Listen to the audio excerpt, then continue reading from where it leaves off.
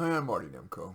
In my endless series of experiments, here is an experiment into some fiction. I just wrote this little short story. Should take just a few minutes. I don't know, I kind of like it. We'll see if you think it sucks or not. It's called Bill and Hill.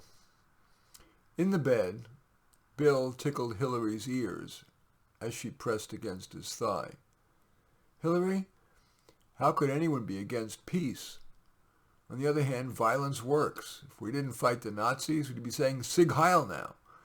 Should we blow up Putin's army? It would stop that modern-day Hitler. On the other hand, it could cause nuclear war. The puppy tilted her head, trying to understand, and then went back to sleep. Bill, 70, creaked out of bed, stepping over the strewn New Yorkers. He paced his apartment, fulfilling orders on his phone. He sold micro-mini roses. They're small enough for old people to take care of in a sunny window. For them to be able to take care of in a sunny window.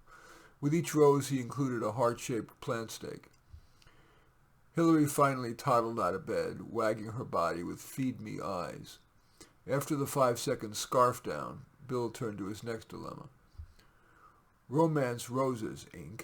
sells roses to me for $2, while Fragrant Fantasy Roses, Inc. wants $3. But Harvey told me that Romance lied. They told him that a whole field of his roses burned, but when he flew down there, his roses were alive and well. What do I do? Should I stay with Romance or go to Fragrant Fantasy? Bill was far from rich, but a little norm bucking let him live reasonably. Why would anybody buy a new car when you can get an old Toyota with years of reliable life left in it for 90% less? Why pay a fortune for a painting when you can get a wall calendar with 12 prints of priceless art for the price of a frozen pizza?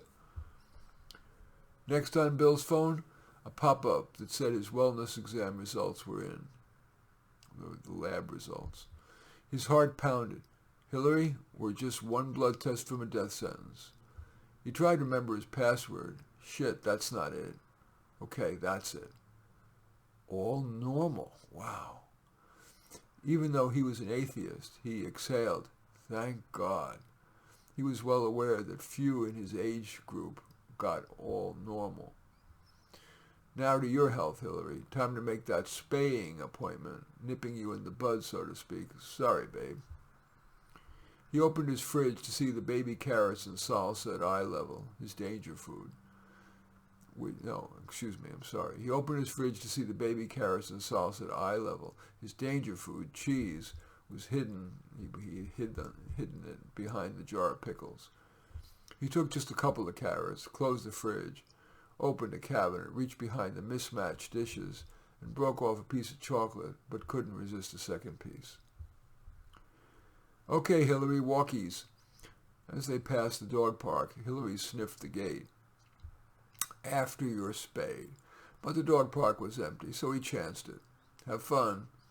He monitored her for a while. Still no other dog, so he turned back to his phone, writing cute thank you notes to his customers. You chose the sexy Rexy rose? Then he looked up in horror as Hillary was being humped. Bill had been so immersed he didn't notice that another dog had entered. He tried to reassure himself. Hill's just 5 months old, probably too young to get pregnant. But he put her on the leash. Party's over, hot stuff. Each day, Bill worked on his rose business as they walked, and for months, the routine continued uneventfully. Then one day, as they turned onto a street, a stealth-quiet electric scooter slammed into him, and he crumbled. After 3 weeks in the hospital and a $10,000 bill despite being, quote, insured, Bill would be permanently paralyzed below the waist. To distract himself from his future, he stayed busy. No more strewn New Yorkers, no dishes in the sink, no laundry piling up. He kept everything company clean. Like in Glass Menagerie, I'm preparing for a gentle lady caller who'll never come. Embarrassed to see anyone, Bill's social life consisted of prisonerpenpals.com. Plenty of space, though, remained in his day, and especially his night, so he had more, on the other hand, conversations with Hillary. Why do I keep Chris? He's lazy and often ships the roses wrong. Sometimes I'd pay him that living wage to not work for me. On the other hand, he comes from a tough background, and if I fire him, he'll probably go back on drugs. What should I do, Hill? Hillary, why am I working so hard? On one hand, I've always believed life's values lies mainly in productivity. But on the other hand, my work means little. So what if people save a few bucks on their roses? So what if they don't get roses at all? Should I have more fun? Fun? What would be fun? I still have most of the OxyContin they gave me. What do you think, Hill? Hillary was asleep. Quickly, Bill's fairly healthy diet gave way to 3 different food groups: chips, pizza, and sweets, as those baby carrots got soggy and rotten. He drank yesterday's coffee.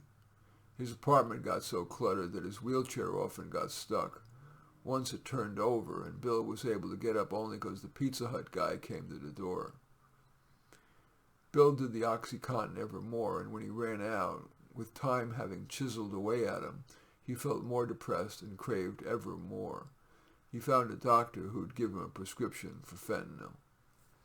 One night, while sleeping, Bill heard Hill groaning, and then a choir of soft squealing. He awoke to see her having given birth to 6 squirming puppies nuzzling into her. He stared, experiencing one of life's few events that deserve the word awesome.